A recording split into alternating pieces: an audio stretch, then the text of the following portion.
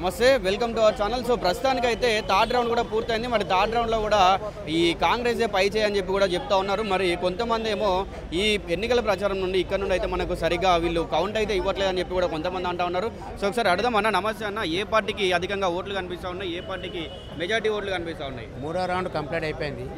ఇప్పుడే లోపలికి వచ్చిన నేను బయటికి 6400 మెజార్టీ ఉంది కాంగ్రెస్. నవీన్ యాదవ్ 6400 ఉంది థర్డ్ రౌండ్లో. మరి బీఆర్ఎస్కి ఏ విధంగా ఉంది? బీఆర్ఎస్ అంత లేదండి. బీఆర్ఎస్ దాని పేరు బి అడుగుతుంది వేస్ట్. ఎలక్షన్లో ఏడుపు. ఎలక్షన్ అయిపోయాక రీపోలింగ్ కావాలన్నది.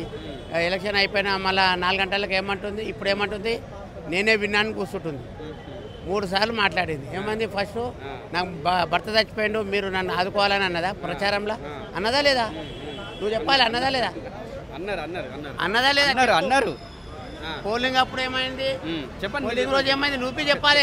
పోలింగ్ రోజు ఏమైంది? రీపోలింగ్ చేయాలన్నది. ఇప్పుడు లోపల కూర్చొని మేమే విన్ అవుతుంది అంటుంది. ఎట్లా అంటుంది అంటే 3 భాషలు 3 సార్లు 3 రకాల మాట్లాడుతుంది. అవుతుందా? కాదు కదా. ఆల్రెడీ నవీన్ యాదవ్ విన్నండి. మీకు మాకన్నా ఎక్కువ మీడియాకి ఎక్కువ తెలుసు. ఆల్రెడీ సర్వే చేయించినవచ్చు మీరు. ఆల్రెడీ ఆటోమేటిక్ విన్ అయిపోయాడు. ఇప్పుడు ఇసు కూడా ఉంది, రేమంత్ నగర్ ఉంది, బోడాబోడా ఉంది, ఎర్రగడ్డ ఉంది. దాంట్లో జూబ్లీహిల్స్ బై ఎలక్షన్స్లో కమలం పువ్వు వాడిపోయింది మొత్తానికి అని చెప్పి అంటా ఉన్నారు. ఏం చెప్తారు దాని గురించి? కమలం అనేది బీజేపీది వే ఉందండి. బీజేపీలో వే లేదు అనద్దు, తప్పది. దేశాన్ని గురించి చాలామంది యువకులు యువత అంతా ఉన్నారు, కానీ క్యాండిడేట్ సరిగా లేడు. క్యాండిడేట్ను కరెక్ట్ క్యాండిడేట్ని పెట్టాలి. ఇంకోటి నరేంద్ర మోడీ గారికి ఒక చిన్న విజ్ఞాపం చెప్పొచ్చా మీ మీడియా ద్వారా? బీజేపీ వాళ్ళు ఎప్పుడైనా ఎలక్షన్లోనే కనిపిస్తారు.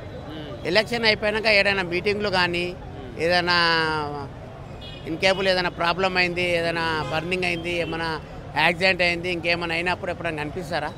ఎప్పుడు కనిపించరు. ఓన్లీ హిందూవాతం పట్టుకొని తీసుకుంటారు. ఓకే, మేము బి హిందువులం కాదంటలేము, కానీ క్యాండిడేట్ అనేది తిరగడండి.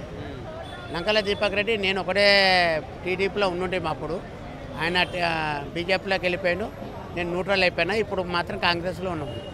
20 ఏళ్ళ తర్వాత మళ్ళీ కాంగ్రెస్కి వచ్చింది. సో అన్న, మొత్తంగా ఫైనల్గా కాంగ్రెస్ పార్టీ ఎంత మెజార్టీతో ఉందంటే ఏం చెప్తారు? 40,000తో నవీన్ అనే గెలుస్తారు. ఎట్టి పరిస్థితుల్లో కాంగ్రెస్ విన్ అవుతుంది. టీఆర్ఎస్ పోయింది, బీజేపీ పోయింది, రన్నింగ్ పార్టీ అన్ని ఆశీస్సులు బాగున్నాయి. రేవంత్ అన్న ఆశీస్సులు బాగున్నాయి.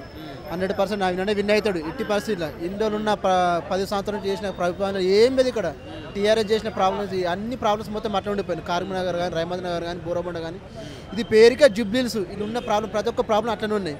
ఇప్పుడు నవీన్ అనే విన్ అవుతాడు. ఎట్లా పెట్టి దాని ప్రాబ్లం అన్ని సాల్వ్ చేస్తాడు 80%. అంతే.